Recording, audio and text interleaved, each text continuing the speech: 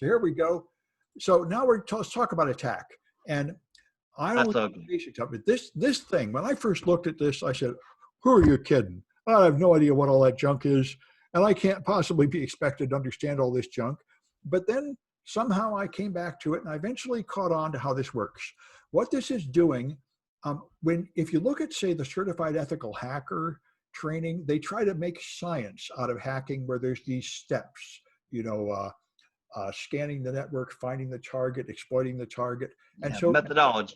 Yeah, so these guys, and then there was the Lockheed Martin kill chain for advanced persistent threats. And these guys have just got a series of steps that they all have to go through here. So if you just look at the top row first, it makes some sense. You have initial access, then you get code execution on the server, then you have persistence, so that even if they reboot the server, you're still in there, privilege escalation to become administrator, defense evasion, then some way to steal credentials off the machines to try to move over, then some way to discover things to steal, like accounts and such, lateral movement to move across the machines, then some way to collect data. I didn't even know this was, this is basically instructions on how to hack. Well, yeah, but it's more that the purpose of this is primarily defense. The point of this is to list all the stages that you should be trying to prevent, and also to understand who's attacking you by fingerprinting them. So you find out what techniques they use for these things. Then there's command and control. The command and control server phishing, and exfiltration is sneaking stolen data off the network, and then various types of impact. So they're just trying to organize what advanced persistent threat attackers do in a way that you can make some kind of fingerprint of how this attacker acts and how this attacker. So these are, I forget the technical terms for these things, but anyway, there's tactics and techniques. I think these are the tactics and those are the techniques. So for initial access, you can do drive-by compromise or exploit remote public-facing applications or spear phishing. And the thing that I realized by looking at this is, in fact, I do know most of this. And in fact, I want to make sure that all my students know all these techniques. You should understand how all these techniques work and where they fit here. So that I realized this really is not that impossible. And this is a wonderful page. This page lists not only all the techniques and all the tactics, but it links to, you go to binary padding, like I don't know what that is.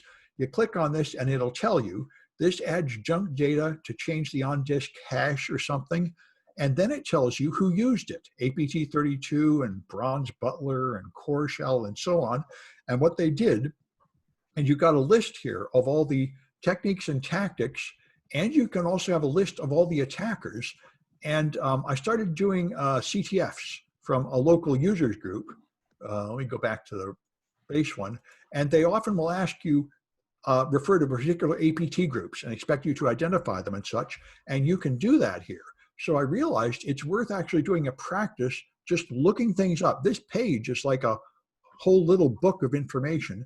And you really ought to be pretty good at looking things up here and understanding what they all mean, like security D memory. There's a few of these I didn't know what they were, and it's good to know about this. This is something to do with getting the keychain off of OS 10.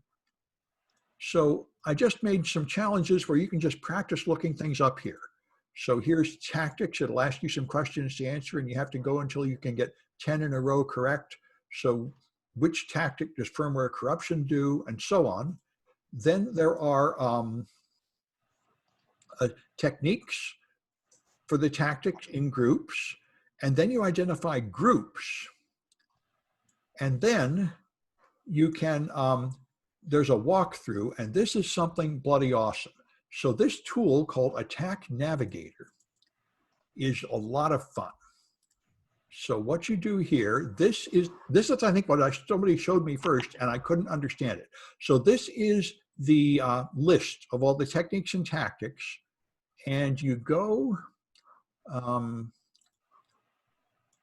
there's a video walkthrough, which I'm hoping I can avoid. I want to know what execution technique is not used by Lazarus or APT29. Now let me see if I can do this from memory, if I'm going to have to stop. There's all these buttons, but there's only 2 or 3 of them you actually use. Can you look up the actual group themselves, or? Yes, you can. And I Wow. search. Like, can you go back as far as like LawNet and all that? Just this one here. You choose a group. So the question was, I want to find Lazarus and APT29. So I can take Lazarus is the threat group here. And there it is, Lazarus. I can select that. Okay. And then I can put color on it, assign values.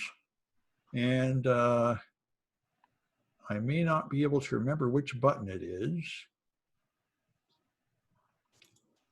Yeah, layer information. This is Lazarus.